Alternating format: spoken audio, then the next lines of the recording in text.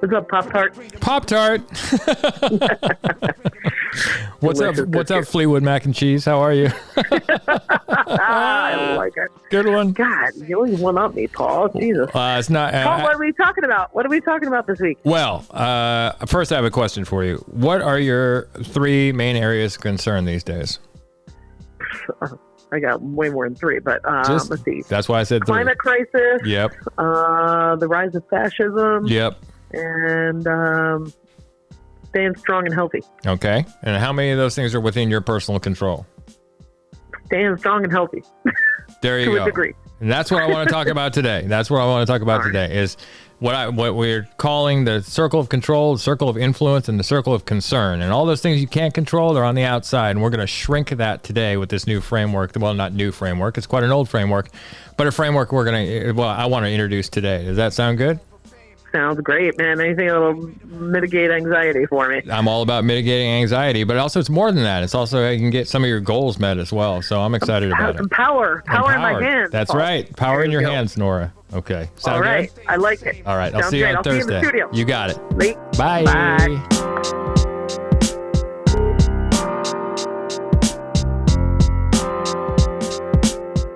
We all know that the world is full of things to potentially worry about. But how much of an effect can we have over these things? And how do we stop feeling worried about all the things that we have no control over? Well, the good news is we have a plan. Today on the show, we're going to introduce you to a framework for living that's been around since the time of the Stoics and has more recently been taken up by modern psychology. Once you know it, it can help you lessen your anxiety, help you achieve your goals, and keep you from spiraling in the face of setbacks. And I don't know about you, but we could use more of all 3.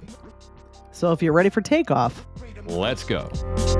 Freedom over fame. Freedom over fame. The cycle stays the same. Hello, Nora. Hello. Hey, Paul. Welcome, listeners. I'm Paul Overton. I'm Nora McMahon. And this is If We Only Knew Then, the podcast of hard-earned wisdom. Sorry, wisdom. You got no. I like it when you take up the. It's on brand for us to be like constantly interrupting each other. Yes, exactly. Taking me right back to being like 6 years old with my brothers. Right? I'm like, God damn it. That's our shtick. You'll get used to it if you're new here. Yeah. The most important thing, though, Paul. Yes. I have to just alert all of our listeners. Oh, no. The Philadelphia Eagles have won the Super Bowl. Thank you very much. In 2025, the year we're in now. So if you listen to this in 2027, if we're all still here. Well, hopefully they've won it then, too. I'm calling it. Cool. We got the local love out of the way. Can we move on? No, we cannot yet. Oh, we're going to talk about it more. The city is lit right now. Oh, my God. I'm so excited. And the parade's going to be on Friday, which happens to be Valentine's Day. Are you going? City of brotherly. Oh, yeah. Oh. Hell yeah. Fantastic. Dude, I'm going to be with my people. There you go. They were electric sliding in the street. I need to be doing this. I do love Philly, man. I'm happy for them. I'm happy. Nobody likes us. We don't care. No, I do. I do like you. I went to graduate school in Delaware, and going to Philly was like my way to get out of Delaware, I needed to do about every other day. No, I know plenty of people have done that, but there's Jason Kelsey who retired from the Eagles, the Super Bowl that they won with him. He had a whole speech where it was nobody likes us, we don't care. So I get it. Okay. Become the mantra of Philly. He's very he gets us. So all right. Good. Well, we handled the sports ball part of everything. Our listeners have people turned off now, but let's move on. No, it's good. I like it. All right. So today, Nora, what are we talking about, Paul? What are we talking about? We're talking about not football, but we're talking about heavy stuff. Not heavy stuff. Boo. Wow, you really are Philly, aren't you today? Right. Yeah, I love that. No, we're talking about circles today. We're talking about a framework that has to do with circles. So, like I said in the intro, this is a framework that goes back to the Stoics. So Marcus Aurelius and all those guys started this out, and it has to do with circles of influence. There are 3 circles. One is the circle of control. That's the smallest circle. If you think about concentric circles, circle of control in the middle, circle of influence is the next biggest circle, and then circle of concern is the biggest circle. It's like a bullseye. Right? Yeah, like a bullseye. You got it. So it is a framework to lessen your anxiety on one hand and your worry and things because it focuses you on the things that are the most important in your life. And also it's a way to achieve goals, like I mentioned in the intro, because you will learn how to use your circle of influence and expand it. So you actually do have more agency over your life than you did before, right? Yeah. So that's where we're going. That's where we're going today, right? Yeah. I like this. I like this because I know a lot of people, myself included, that just who are aware of what's going on in the world right now and are overwhelmed and feel like they have no personal power and are freaking out over things that they don't have personal control over.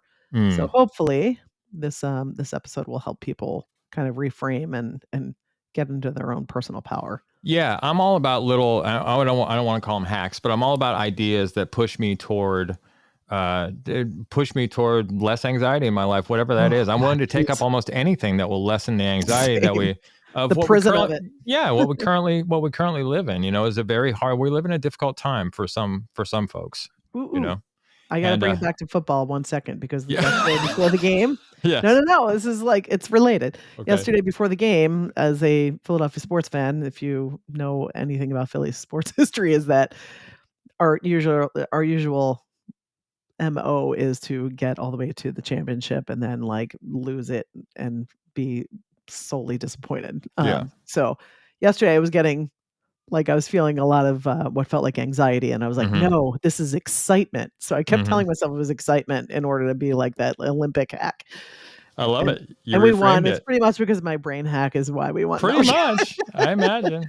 No, but it felt good to I was like taking the observation role of like, while I was like freaking out, I was like, no, wait, witness yourself. You feel it. And I got very zen. It was pretty fun. I love that. I love that for you. No, that's really good.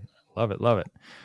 Okay. So, anyway, let's get on with this. So let me define first of all the circles, and then we can talk about what they do. Okay. Great. So the first one is the circle of control. That's the smallest circle at the center. Okay. This is everything that you actually have control over in your life, right? So your attitude, your appearance, your your environment, your thoughts. It's a good thing that you said that, Nora, because it actually has a lot to do with your inner world. That's you can think of the circle of control as what you have in your inner world. You control your responses, you control your attitude, you control your sleep, your eating, your exercise. All those things are within your circle of control for the most part, right? So that's where you want to spend most of your time in this framework, is within your circle of control. So you can, that's the basis for everything else, right? And that circle can grow outward, right? The more you take care of the things inside that circle that are already true, then the more it can grow outward and the more control you can have over more areas of your life. I'm not saying the circle of control, it's so big that you can control everything. Obviously, you can control very little, but it can get bigger and it can feel bigger. The next one is your circle of influence, right? So this is very similar to the circle of control, but you have some agency here, you have some influence here, but you don't know what the outcome is going to be. So in other words, if you are preparing for a job interview, say, or something like that, right? You can prepare, you can sort of over prepare for the interview and get your answers really down pat and really, spend some time getting ready for it. And that is the influence that you have over the situation, right? But then from then on, it's all to do with the interview and whether they like you for the job or not. So you don't have any control over the outcomes, but you have control over the process that gets to the outcome, right? Prep. So the prep, things like that. So and also on the flip side, when I was talking about achieving goals and things like that, your circle of influence can certainly get larger. It can certainly get really large, right? And then you do that by building networks and making friends and building community and things like that. And then you can put that circle of influence to work to help you achieve common goals with the other people in your circle of influence, whatever that may be, in business or in life or in volunteering or politics. Yeah, whatever that is, right? Yeah. That's how grassroots works, is that, this is a group that keeps expanding its circle of influence, out from one person to many others and all of a sudden it's a movement, right? So your circle of influence can become that, right? And then your third circle that you have is your circle of concern. And that's everything that's going on that you have no control over whatsoever. So whatever Donald Trump is doing today, what the weather is, as simple as that, it doesn't matter. But we spend an inordinate amount of time in our circle of concern and not nearly enough time in our circle of influence and our circle of control. So that's where we're going today, is to talk about how we get the influence and control larger and how we make the circle of concern smaller. I like it. Or even just the circle of influence and the circle of what's the control Yep. takes more space Yeah. in the circle of concern, right? Yeah, exactly. Yeah, that. they just start expanding like bubbles until the circle of concern becomes very small because you were not paying attention to those things anymore. Now, having said that, it's a really hard thing to do. So let's just acknowledge that right off the top. Easy, right? not simple, or simple, not easy. Easy, not Jeez, simple. I mean, no, simple, not easy. Right. What? Yeah. Mix that one up. Easy, not simple. Okay. Great. I was going with it. Did you hear me? I was already on to the next thought. Oh, easy, not simple. That sounds right. Let's move on. Oh, geez. Okay. I got to pay attention to you sometimes. Yes, you do. I got to start listening to what you say. What a drag. That's going to take more energy. Of influence is what you call now. Assimilate, Paul. All right. Now, where was I? What was I doing? We were about to jump into, we were saying that these concepts are simple in concept, but not easy to implement in day-to-day life. And they definitely are, because we're right, especially right now, if you're familiar with the term flooding the zone, we're being flooded right now with a lot of different messages that are all meant to scare us, to make us take hasty action, to keep us busy while they do some other stuff, things. I mean, and it's not just politics either. It's the media, it's all social media, it's all of that, right? There's a lot of stuff that is just designed to keep us engaged in this cycle of fear and permanently floating around in our circle of concern. Yep. Right. And we are falling for that big time now, right? Yep. So can I add something there? Yes, please go ahead. I think this is something you will relate to, because I know we've had a little discussion about this, but if you're on social media, which I've been trying to take big breaks from it because it's not always the best thing. Best thing for your mental health. So if you're taking breaks, good on you. But if you are posting on social media and you're engaging it, I would encourage you to really be mindful of what you're reposting, because I think for a lot of people, they repost stuff thinking that they're getting more of the information out. And they're also flooding. Yeah. Yeah. Well, they're doing the dirty work. They're doing the dirty work for the people who are trying to flood the zone. They're just they're as soon as you retweet or repost or share any of those things, any of those outrageous things that we're bombarded with, 100 times a day? How many outrageous things that some politician is doing do we get bombarded with in our social media feeds? All the time. All day long. And it's mostly from our friends, right? We don't get it from the feeds where the news is coming out. It's from our friends reposting it. Yep. So in doing that, you're absolutely right, Nora. I'll just reiterate what you just said, which is you are flooding the zone for them. Yep. So stop doing that. Stop flooding the zone for them and start flooding the zone with positivity. Start flooding the zone with community. Start flooding the zone with joy, because with those ideas. Things they can't control. If you're not in fear, nobody can control you. Yep. So that's where this circle of concern has got us against the wall right now, is that we're all in that circle of concern trying to put out all these little tiny fires where the real fire is behind us. Well, I also want to add, like, what I'm not saying is that, to disengage completely, or that there aren't real threats to people and their lives and their lifestyles. That is 100% a reality. Oh, yeah. But again, if you don't have control over it, again, which is the point of this episode, to go through and remind people and take them through like a little bullet point list of like where your actual power is. Again, just don't flood the airwaves. Don't do their dirty work. Right. Yeah. So what Anyway, what do we do? No, that's good. I like it. So I want to know what we do instead, right? And I want to talk a little bit about what I've been doing, because I feel like we do talk in the last couple episodes. We offer solutions, but we've been offering some more problems too. And I want to talk about some things that I've really taken up to be like, okay, this is what I'm doing for the next 4 years. So I've decided to concentrate on community, which I think I've mentioned on the show before. Yep. So you all know, if you've listened to this show, that I started a men's group, right? And also that you probably don't know that I also started another group on Meetup that has to do with beginning interior design. I'm teaching a bunch of interior design classes for free on Meetup, right? These are both aimed toward community, but in two different ways, right? So I just want to say about the men's group has been like, an incredible experience for me. I mean, totally different than the design group, obviously, because we share some really personal stuff in there, and it's about men's work and all that stuff. But since I've had such a good experience with that, I've been taking that and sort of putting that out into different social media outlets. Like I wrote a 500-word piece on how to start a men's group and what my men's group has meant to me, and I put it on Reddit. And, Reddit is generally a cesspool of nonsense most of the time, right? But there are some boards on there that are like, okay, I mean, don't go on the Ask Men board. I'm not talking about that. That's insane red pill stuff. But there are some on there that are like generally devoted to men's mental health and growth, right? And not a misogynist, patriarchal way. And so I posted on a couple of those groups. And I got an email back this week from one of the guys, or a message from one of the guys in the group that said, "Hey, I loved your post. I took it on and I started a men's group and I've got 2 members. Can you tell me what you did at your first meeting?"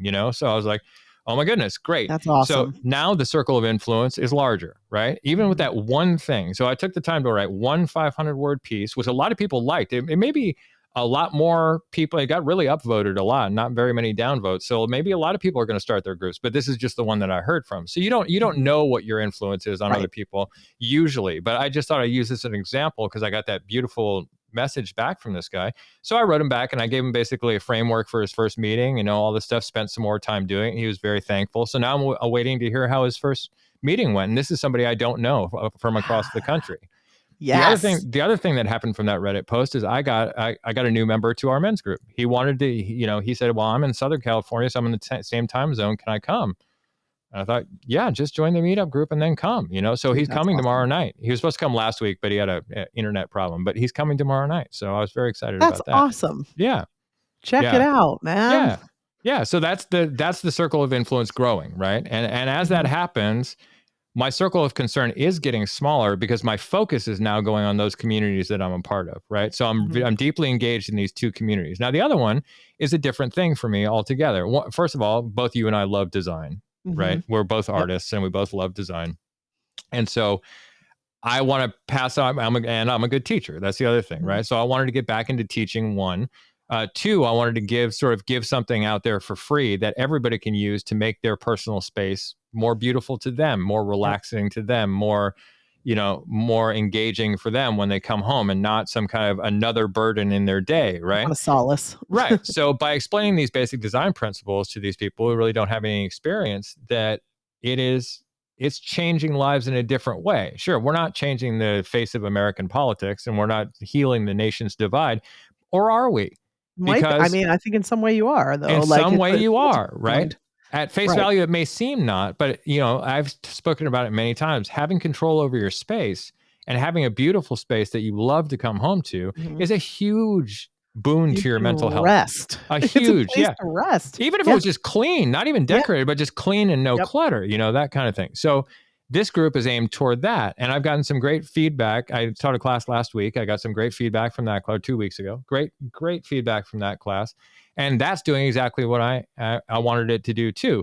But it's vastly different than the other one. It's 2 different levels of engagement for 2 different reasons, but they're both pointing toward the same thing, which is I want everybody to feel better about themselves and their environment so they won't be reactive to all the thing that comes down the pipe because they're so in their own thing. Yep. Then, Yeah. So like there's, this. yeah. Oh. But it's also influenced because I had no idea about the outcomes of either of those things, right? It could have been nobody. I started another group on Meetup a few years ago. Nobody signed up and nobody ever signed up. So I just stopped that one, fail quick, right? Fail fast, fail cheap. Right. There you go. It is. And I like that. Meetup's a great way to do that. And it's a great way to get people together. If you don't have a big circle of friends and you want to start something, start a Meetup group. I like that. Or join a Meetup group, one or the other. It costs some money to join Meetup to post a group, to have a group, but it doesn't cost anything to sign up and go to groups. And so it's a really instantaneous way to build your circle of influence and also your friends. Now, I wanted to say, I'm sorry, Nora, did you want to jump in? I'm talking a lot. Go ahead. Okay. No, go for it. As I talk about circle of influence, I want to make one thing really clear. This is not about using other people to get what you want. Okay. So this is about, I want to think of it more like friendships than I want to think of it like influence, people I can influence or whatever and there, right? because there's this quote by Martin Buber, who was a religious thinker in the 1800s that I always think about, and I copied it so I can read it here. Buber. Oh, I see. Boober. I'm like, why is she laughing? Oh, because it has the word boob in it. That's why she's laughing. Hilarious. Okay. Boober, barely know her. Come on, that joke is just waiting for us. Oh my God, it's 14-year-old. You can't underhand me a pitch like that. A 14-year-old boy. Pretty much. Okay. Sorry, Boober. Yeah, as you were saying. Anyway, he had this idea that there are two ways to encounter life. One is the I it and the I thou, right? And the I it encounter treats the one you encounter as a means, right, as an object used for your own benefit, right? So that's what I'm talking about, not the circle of influence being, right? Mm-hmm. So that's one way where you're using that, right? And the I thou encounter treats the one you encounter as an end, right? So it is a unique and precious manifesting of one deserving of your utmost respect, kind of thing, right? Mm-hmm. So I always try to, even if I'm asking for something, I always try to dive in with an I thou attitude instead of an I it attitude, oh my God, right? And I think I think it's easy to get into the I it mode. Have you worked in customer service? Right, of course, right? Yes, customer service is perfect for that, right? Or anyone not who's so perfect for that. Please, for the love of God, if you are a patron anywhere and there is a human being serving you in some way, whether it's coffee, or they're ringing you up, or whatever it is, they are a person first. Yeah, be nice to them. End first. Yep. Just please remind yourself that, because to work in the service industry means that you encounter people all the time with that transactional kind of attitude. Yeah. And it's gross and dehumanizing. And it doesn't allow the humans who are serving you, who deserve dignity and respect, and also to be able to maybe have a bad day once in a while.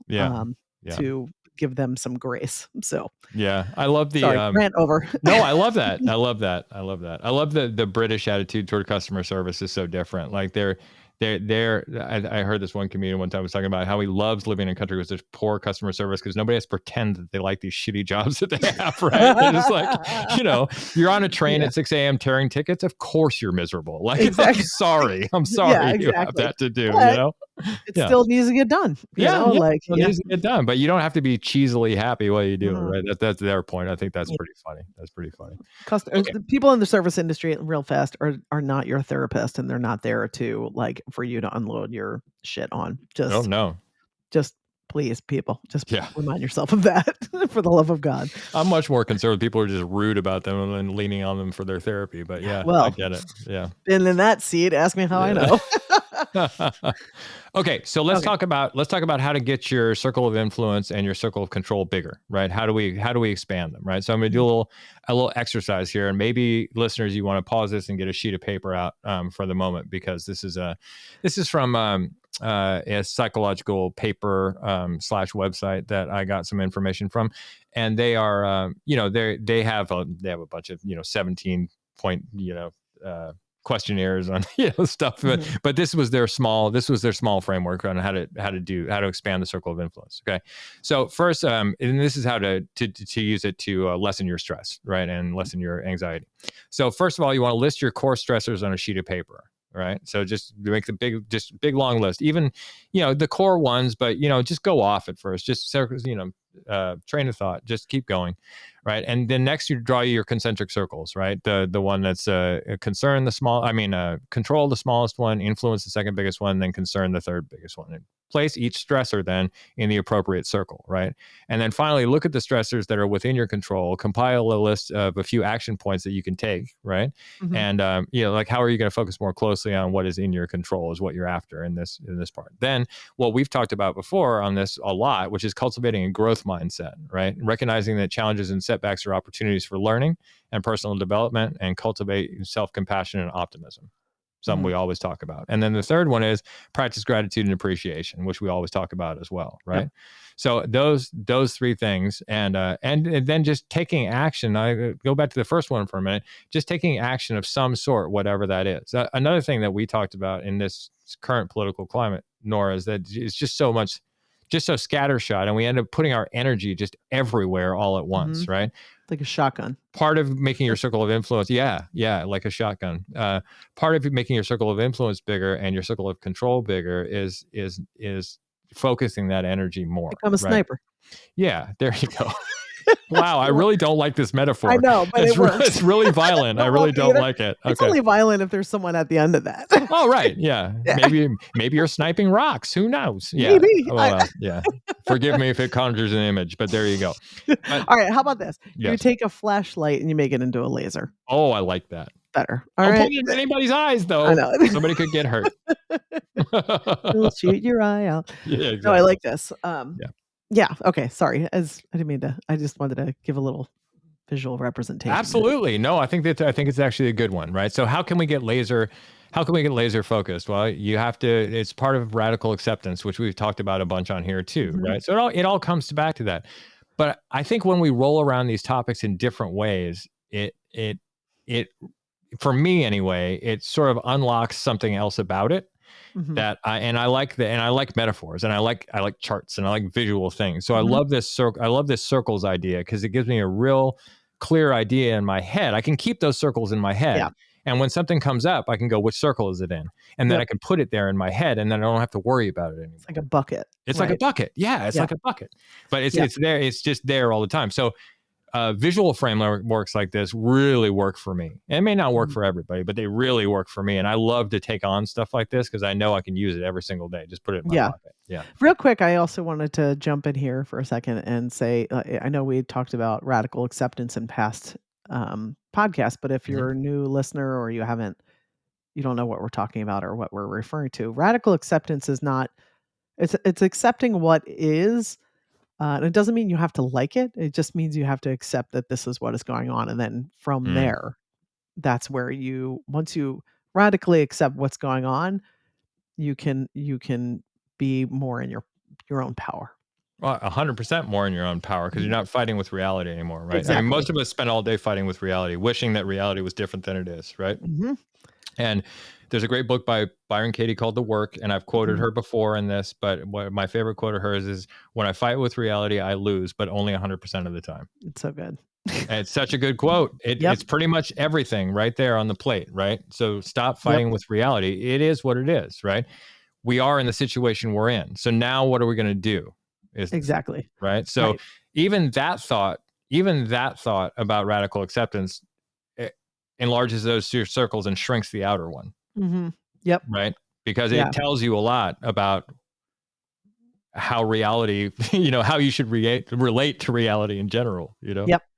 So I have a little, just to add on to like the visuals of this, and this is something that came out. So I'd like to kind of clarify this. So like the circle of concern would be like, what's the weather going to be like on Thursday? Yeah. Weather, you can't control it. So, you're like, okay, what's the weather going to be like? And you're not going to you shouldn't sit there and worry about it. If you have something planned or whatever, that's out of your control. So it's wasted energy. Right. To sit there and get anxious about that.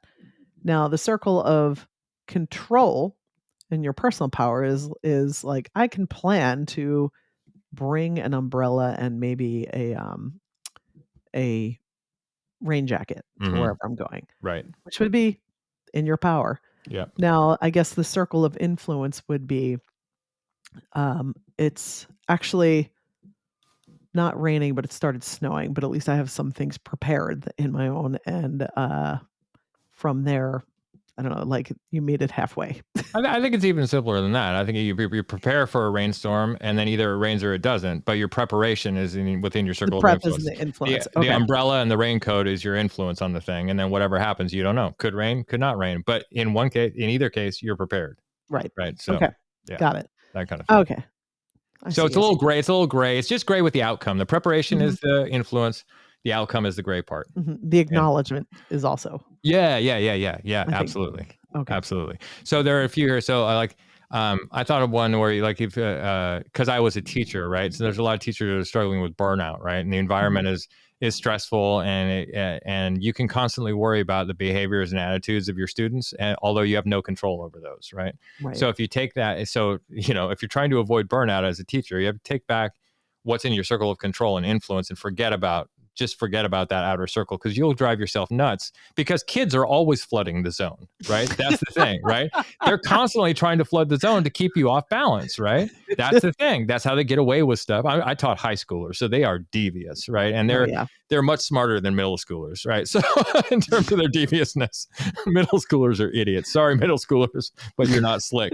High school students are pretty creative sometimes. They're also idiots sometimes. But anyway, but once as a teacher, I stopped worrying about controlling everything in the environment, and I started to influence more. And this is why I started to develop, even though I didn't know about this circular concept before, I did it. And this is the way it sort of manifested for me when I was teaching, is that as soon as I knew that like controlling all of these kids wasn't going to be an option, right? Or worrying about the control was going to burn me out, I started to put systems in place where there was a lot of peer teaching going on, and there was a lot of, and putting kids in, especially kids who were disruptive at first, putting them in roles of management during the class. It gave them a tremendous amount of self-worth, and a lot of them really wondered why they were in there first. No other teachers were putting them in. They were putting them in the principal's office, not in control. Mm-hmm. And so it became sort of I got to then witness the environment just change itself through what how these kids were relating to each other. And then I had to do less work, which was great, right? And there was more safety in my class because we did use power tools, right? So I got kids looking after other kids. I can't be the eyes on 36 kids, right? Oh, not in, sounds like a that's nightmare. what I had. 36 kids. They capped my class at 36 kids. They wanted me to have 50 in my class because it was one of the only electives. So there's not really a way you can keep your eye on every single kid doing every single thing of 36 of them running around a shop. So peer stuff was the way I solved it. But anyway, that took that whole thing. Long story short, right? Too late. Yeah, too late. I know. That whole thing shrunk my circle of concern a lot, actually. That's really cool, man. Yeah, it's also creative thinking on your end.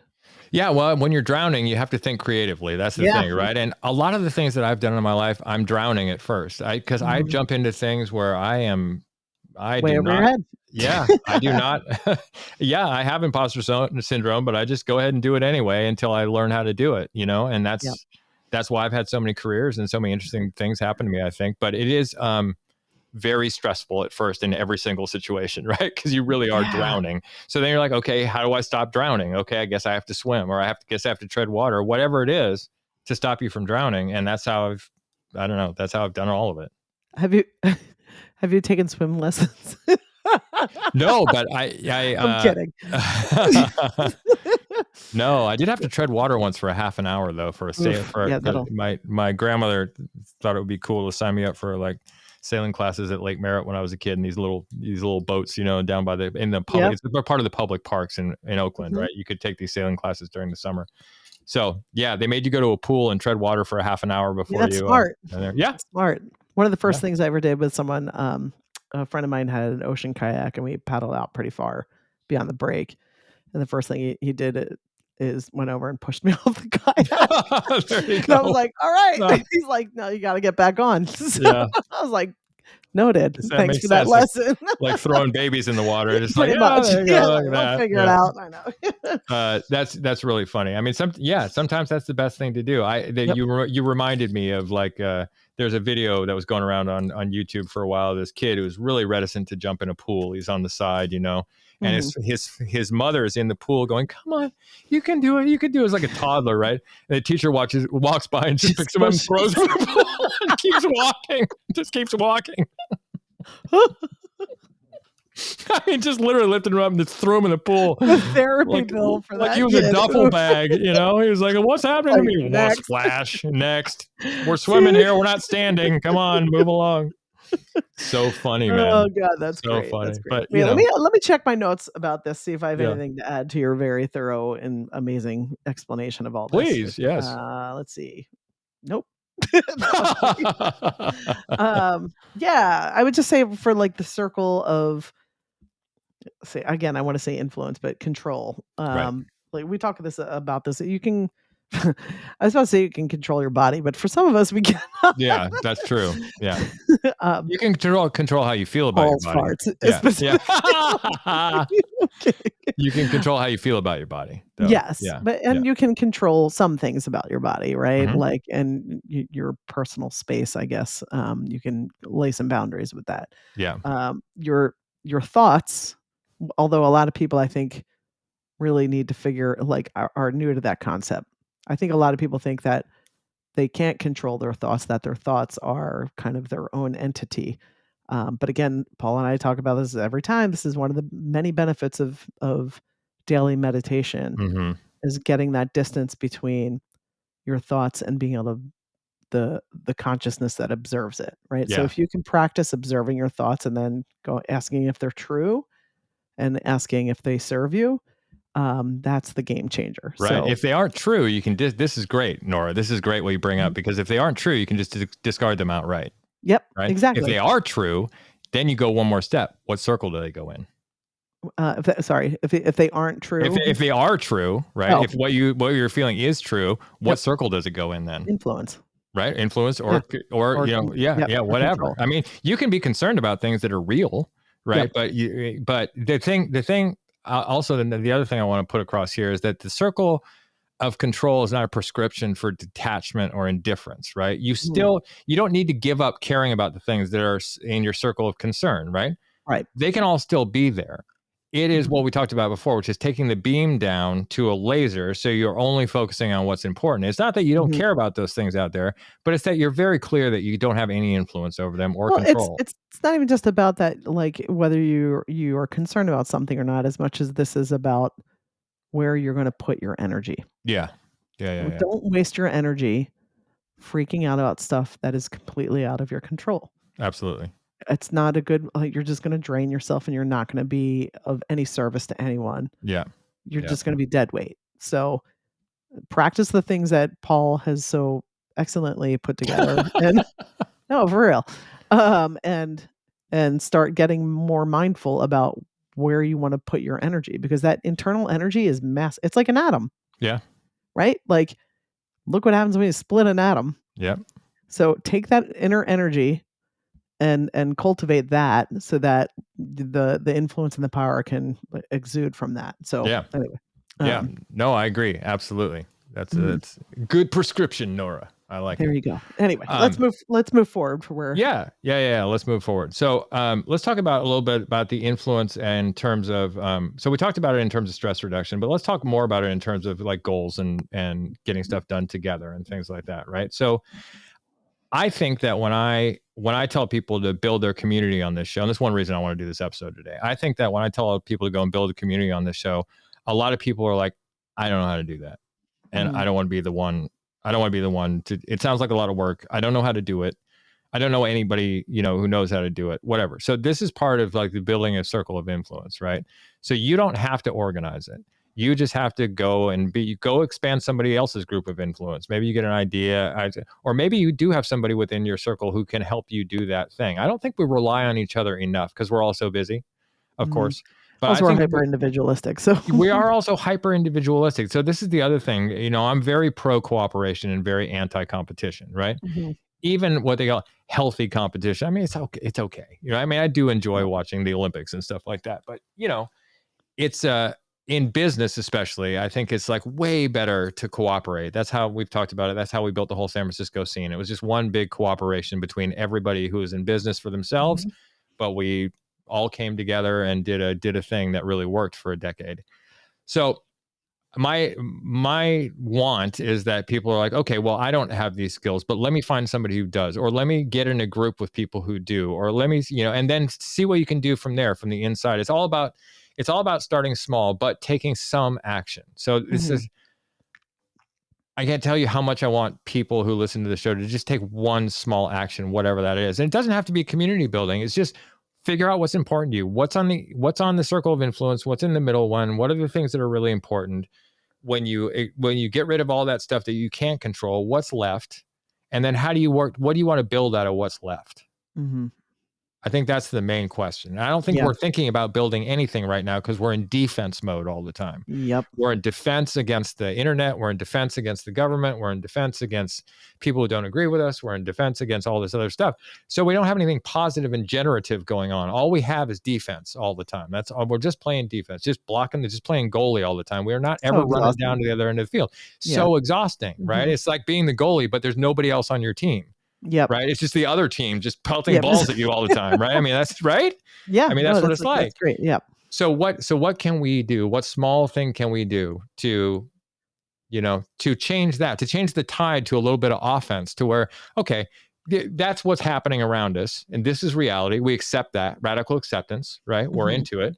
But be that as it may, we can also influence what reality is, right? And that's where your circle of influence is, right? So you start those things, it starts to take off. And this is my hope for men's groups, right? I mean, I'm being as evangelical as I have the time for about it, because I think it's really important and it's meant a lot to me, and it's been life savings for some of the guys in my group. Well, I also think this is how you have an effective revolution. And I don't mean a violent revolution. No. A revolution can be nonviolent.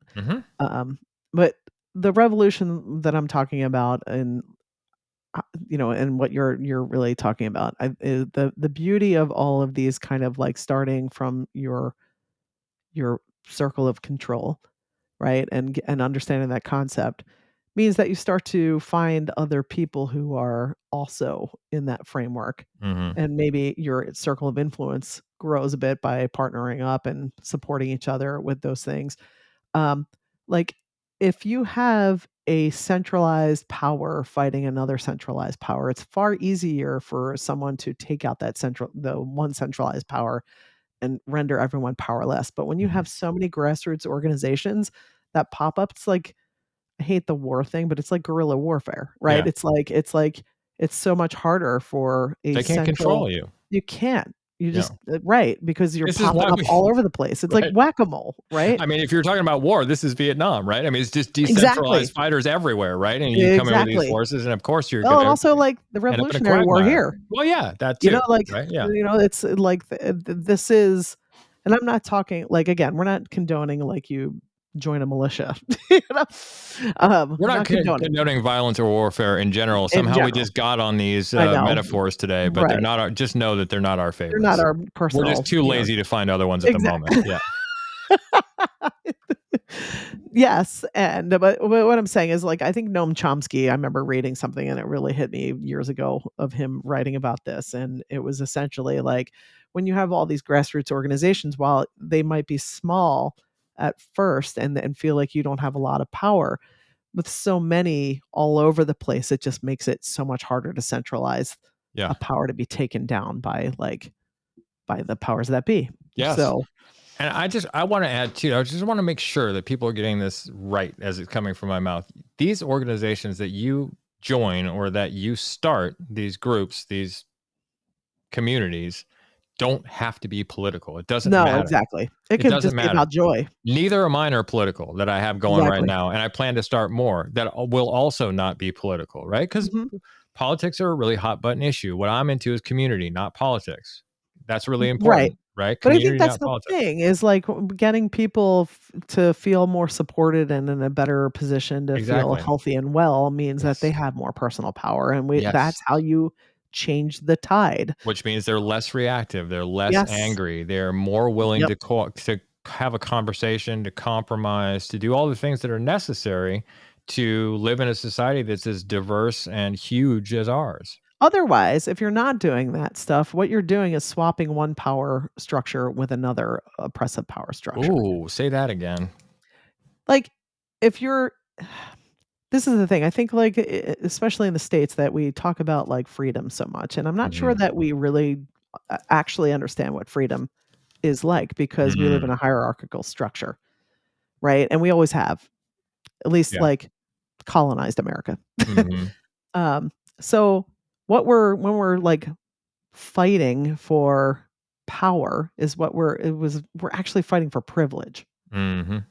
And there's no freedom when there is a hierarchical structure, because someone's got to be on top and someone's got to be on the bottom. Right. So if you start an organization and you're trying to change the tide of something, and you're just fighting the power that be so that you can get into that power. You're just swapping out. Yeah. You're swapping out. Yeah. But if you are doing what we're saying is like trying to change the fabric of this, you're getting other people to get in their own personal power, and you're collaborating. That's when you have actual like unity and freedom in that. Mm-hmm. And also, does that make sense? I don't know yes, if I it does make explained that sense. well. It does. No, I'm excited about it. I think you also need to know what's appropriate when a lot of the time, right? That's Sure. one of the things, right? So if I talk about my men's group, I'm the leader of that men's group. I'm the facilitator, let's say, of that, and that's what I think my role is facilitator. It's not the president, it's not the boss, it's not the anything else. I'm there to make sure that the space stays safe for everybody. Everybody gets time to talk. I'm there for myself, so make sure that I get time to talk too. And so it's totally decentralized power in there. Nobody feels like I'm in charge, but they feel like they're in good hands because I'm keeping the meeting moving. Right. And then I'll just interject a question or a point and keep the conversation going if it starts to die or whatever. That's one thing. My other group is completely different. My job there is to teach and to answer questions. That's my job there, right? And then they're making their space beautiful is their responsibility from then on. Totally different goals, but the attitude is somewhat the same in both, right? Yep. Like it. And I'll say this, kind of related to what I was just saying. Bill Burr actually has this great kind of little quip on this that I found very interesting, I guess, is for the lack of a better word. Yeah. And he was talking about, at least with the United States, like our forefathers, like basically we had the Revolutionary War, right? Where we were fighting the oppressor, that was the British, right? Yeah. Who were the colonizers. And instead of like taking that win and building something that unified everyone, it's kind of like they just swapped in themselves as the new oppressors. Yeah. Right. Yeah. And I've heard Tommy Tiernan talk about this with Ireland, and he was saying how, like, okay, you have all these people who basically were, oppressed by the British monarchy there. And when they were somewhat freed from that, they swapped their colonizer of the British with the Catholic Church. And it's like, that's what I'm talking about. We can't simply just fight to get power so that we can swap it out and then become what we hate. Right. We have to do the groundwork that we're talking about in order for this to be an actual revolution. Yes. Yeah. Yeah. Yeah. Are we willing to? I mean, right. That's my big question with America right now is, are we willing to, or are we just too distracted and we're going to go deeper? I mean, we're really I know people say we're at a crossroads a lot of the time, but I really feel like this is it. This is the opportunity. This is the crossroads. It's a big opportunity right now. We could make decisions that would change things. Like, you remember at the end of the pandemic, I thought there was going to be a work revolution, right? I really thought that, oh boy, we're going to be working from home now. This is incredible. People are going to be able to spend more time with their kids and their dogs and not work 8 hours a day without having to have a mouse jiggler to make sure they're still being productive and all that stuff. And it happened for a while and then it just exploded. The corporations were like, no, come back to the office or be fired. And everyone went, okay. Yep. Okay, we will. Yep. Nobody fought actively. Oh, I don't say nobody. People probably did, but we could have changed. It's hard when they've got you in survival mode. Yeah, though, exactly. Well, to keep you in fear, right? Well, that's the thing. If you build community who can help you, prop you up while there's something new, that's the thing. It's like we can't just. I hate the whole idea of burn the system down. I'm like, burn the system down when you have built a replacement system. It's like, right. I think you of can't the burn Bay Bridge. It down and have nothing. Yeah. Right. Exactly. Yeah. Because it doesn't. Power loves a vacuum. Right. Yep. That's the other but thing, also, it's like the way I look at it is like when the Bay Bridge was getting its update.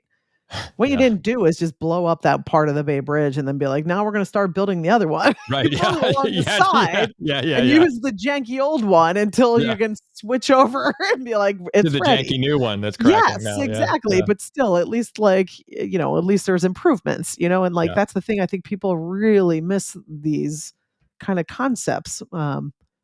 Yeah. Anyway. Yeah, I mean, well, it's anger and fear do a lot to your attitude, right? I mean, there is. I mean, I certainly have a burn it all down moment once a day, so for sure. But I know that's not what I'm doing. I know that's not going to be effective. But I certainly do have the other night I just listen to Rage Against the Machine at like 96 dB in my listening room by myself. I put the dog in the other room because, I knew I was going to be screaming, "F you! Don't do what you tell me" at the top of my lungs, and I didn't want to scare my dog, so that's what I did, and that was my little stress relief the other night. I love it. Yeah, it was really good. Into it. Yeah, I'm into no, it but too. you understand what I'm today. saying about the whole here's the let's burn down all the systems. I'm like, great. Yes. Well, can you still feed the hungry and house the unhoused and all that? On the flip of that, though, right? There's people who are like, okay, well, how can I do that? I've got all this stuff, right? And of course, right, you haven't built the other bridge yet. Of course, you've got all this stuff, but can you look toward building another bridge? Do you have the bandwidth? And a lot of people don't. I will say that they're so in crisis mode, and I get that. Don't think we're not empathetic to that. Right. I'm not calling everybody like lazy bastards. Why don't you get in a fight or whatever? It's not that at all. I want people to take a shift in their focus of shift in their focus, right? That's what's first is like getting with these circles, right? And then just start thinking about this stuff. Oh, well, maybe I could expand my circle of influence a little bit here, or maybe that goes in this circle of concern, and I don't really need to take it on, today. That's how it starts. And then this bigger stuff of, creating a revolution and grassroots movements and quitting your corporate job that doesn't care about you, that comes down the road, right? So it's like there's a succession that goes on with this type of stuff, right? You're not going to blow up the system today and quit your job and, be a hippie or whatever. You're not going to do it. Right. It can come with time. The important thing, though, is start working toward whatever that is that you want. It may not be quit your job and be a hippie, whatever it is, but start seeing some possibility in a different world that you're creating, right? That stop letting these bastards create your world for you, right? That's exactly it. Because I think for my general impression, and I'm not Gen Z, I'm not young anymore. That's for sure. But I'm just laughing because it's true. Okay, Gramps. I know I'm like 10 years older than you, so I don't know what you're talking about. It doesn't annoy us. It doesn't annoy us senior citizens at all when you say that, by the way, not Nora. So great. You're welcome. Yeah. Hey man, aging's a privilege. Yeah. No, it is. It is. Yeah. No, but I was gonna say is I know that there is more nihilistic kind of viewpoints in younger generations now. I know that that's a thing, and I feel you. It's not the world is not great right now. It's, and I don't know that it's ever been really great either. It's Paul and I at least have a few more decades to be like, yeah, it wasn't great at this time either in a different way, right? Or this time either in a different way, right? So, but yes, we have a lot of stuff we've got to figure out, and we have to have creative solutions, and we disengaging completely and saying, oh, I don't want to do it, and we're all screwed. Sorry, that's you don't get to live in a democratic society. Yeah. And want the benefits of a democratic society without participating in it. Yeah. Yeah. You just don't. If you want a voice, you got to use your voice. Yeah. And in whatever way that is, again, it doesn't have to be political. You just have to use your voice somehow and start building what you want to see, right? Be the change you want to see. And I just want to speak to that, the thing that you said, though, that and I know I bring up the swing dance community, probably because it's one of the biggest parts of my life, really, the building of that with all the other people who were involved in it, right? But that was a big circle of influence that happened then. And it happened amidst, terrible times like every other terrible time that have happened, right? So I think that we need to start thinking in spite of what's happening around us, we're going to create joy. We're going to do this. Because that's what that was. That was an outpouring of love and joy and exercise and community and everything. And Action. Within that community, because we were all cooperating, we had a circle of influence that any one of those people in that community could call on, right? There was tons of times when somebody would ask me to go to a dance of theirs, or somebody would ask me to ask us to teach a lesson here or there, or somebody would ask us to promote their thing at our dance, or to go to their dance to promote their thing or whatever.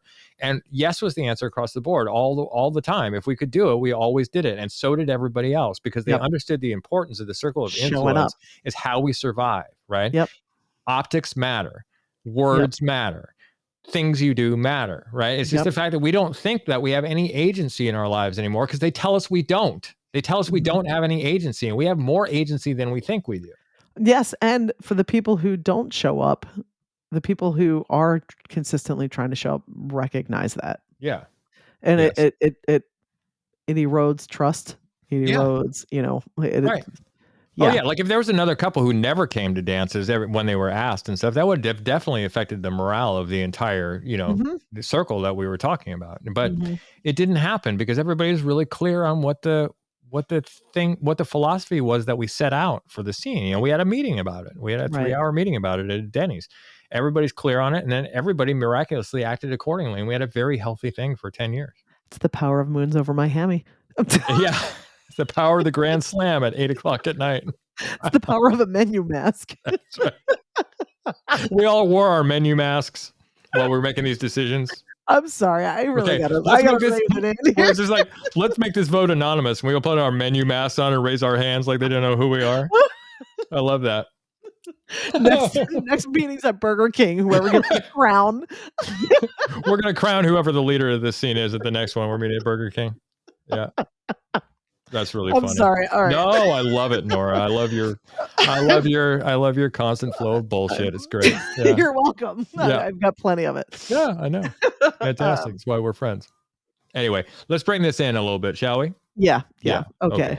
So back to the premise. All this, having said all this, our main idea is try to shrink your circle of concern first, right? Make your list, right? Remember the steps I'd said going back, right? So make your list of all the things that are of concern to you and figure out what circles they go in. Right. And usually the question is, do I have control over this? Really? And the answer is no, then be like, outside circle. There it is. I don't I'm not going to direct my energy in worrying about that. It's the tricky part is that middle circle in there, right? Is the gray circles, thinking about what goes in there a lot of the time. Because you may not think you have influence over something, but you actually do. So you have to really analyze what you're putting in that circle. It's easy to know what you have control over. It's easy to know what you don't have control over.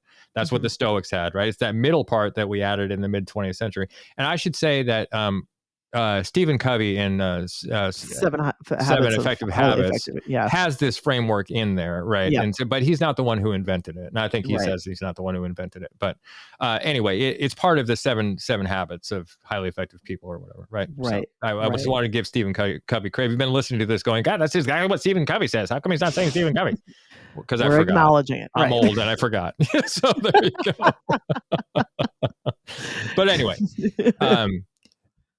I just want to say, get out there and pick something, start something, thinking about this stuff. If you can't start something now, at least start thinking about the circles. Yeah. Here's the thing. Start with whatever brings you joy. And if you don't know what brings you joy, then just start experimenting with stuff and figure it out. Figure out, just pay attention to what makes you feel lighter, what makes you laugh, what makes you giggle, and lean into that. Just start leaning into those things. Because the joy is what is going to fill you up. It's going to fill up your cup so that you can start pouring out but you have to go and refill. You have to. Yeah. You have to. If it's walks and that's what communities are great at though. Yes. Too. It's sometimes, as you know, all you want to do at the end of a long, hard day is see all your friends at the dance hall. Right. Or wherever that is, at your motorcycle meetup or whatever you do at your knitting group or your book club. Men's group. I mean, I really look forward to Tuesdays. I wish every night was Tuesday night because I really enjoy being in the men's group. And that's awesome. I love a brotherhood, man. I love seeing and it's building. We're starting. We're like I told you, we're starting to do outside field trips. We went to the flea market yesterday, which was great, and it's been. Awesome. We're really building towards something. I feel there's energy in the group that's then being taken. The other thing about this organization thing, and I will let you go in a second, listeners, is that you're looking at me. I'm like, whatever. I'm here. No, I know you have to be here, so I don't give a shit about you. But I don't have to be. But I choose to be. You do. Is that the energy starts to the community starts to have an energy of its own, and this happened with the dancing thing too, right? So. Whatever you're bringing to it, that energy gets transferred almost like you're passing a bunch of batons to people, and then they become evangelists for whatever that is, right? And then the group really goes. It's getting those first few sparks out there that is the hard part. I like that track reference. But yeah, It's good. We got a lot of references in We this got a one. lot of references. There'll be an index in the show notes. I'm into it. Yeah, it's very good. Yes. So to reiterate what we were just talking about, number one is stop worrying about what others. Circle of concern. Yeah, all like that stuff. Circle of concern, but like stop worrying about other people. Well, that's a big part of it, right? And we didn't mention that in your circle of concern, but what other people think is probably the biggest thing that goes in there. Yeah. No one wants to be controlled, including ourselves. So like, when someone's trying to control you or whatever, stop worrying about that. It's not for you to control, and it's not for them to control you. So yeah, exactly. The next is stop worrying about something that happened and can't be changed. That's the other, your past. Right? Your past, that's a big one. Like something that just recently happened. It can't be changed or yet. Don't put your energy towards it. And again, we understand trauma because we're in therapy for trauma, both Nora and I, right? We understand what trauma is, and we understand how hard it can be to pry yourself away from things that happened in your past. Absolutely. But what we've talked about before, the therapy that we're in, EMDR, and that's episode 10, if you haven't heard that one yet, episode 10 in season 1, it has really helped us helped us shrink that outer circle of concern that comes from our past. Yep. Right. And those things are things that we couldn't even write in that circle because we didn't even know what they were until we started doing EMDR. These are things that are buried in your subconscious and misfiled, right? Yep. In your amygdala, in your panic system back there, right? So that's number one. If you can't, start to take care of those things and then you won't worry about your past so much. But just to say, don't worry about your past, we understand that that's not always possible, is what I'm saying, right? But with therapy, it can be possible. Right. But as much as you can, yes. Yeah. Is my point. Yep. And then the third thing I was going to say is tap into what you can control, and then start planning and organizing towards your joy, towards your love revolution, towards your whatever it is. However it is you're going to show up from your personal power in the world, and but getting intentional about that. You can do.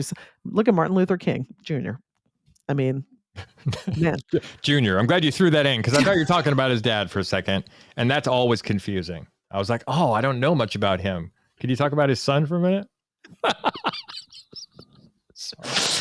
Sorry, you just left the door open. You had enough of a pause to leave the door open. I'm sorry. No, I mean, you know what I'm saying? Like, if you think that you can't make a difference in the world from this space, there are so many other people in the world that are crushing it by continuously stepping into their personal power and building their influence. Yep. Yeah. So don't underestimate your personal power. I think that's actually more powerful than anything outside of you. Agree. 100%. All right. Good. I love you, Nora. Got you. I love you too. You got damn. I'm like, I'm good now. It's it's the Super Bowl win. I'm like, I was up late. I was excited. Yeah. I'm like I'm on the exactly. I got you go throw some batteries at Santa Claus and get your Philly back today. Oh God, here we go. It's like every asshole. It happened in like the 60s, and it was because there's a whole thing behind that. But yeah, we will do that. Whatever. Okay, that's for another episode. Oh, I won't even talk about Raider Nation. They're nuts. Yeah, I get it. Or they were. Anyway, love you, listeners. Thanks for tuning in, and we will see you next time. Bye.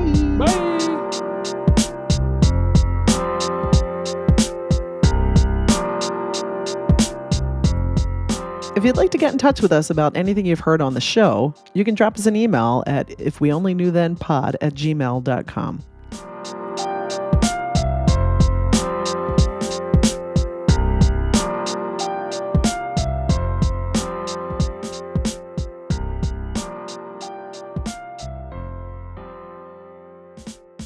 Freedom.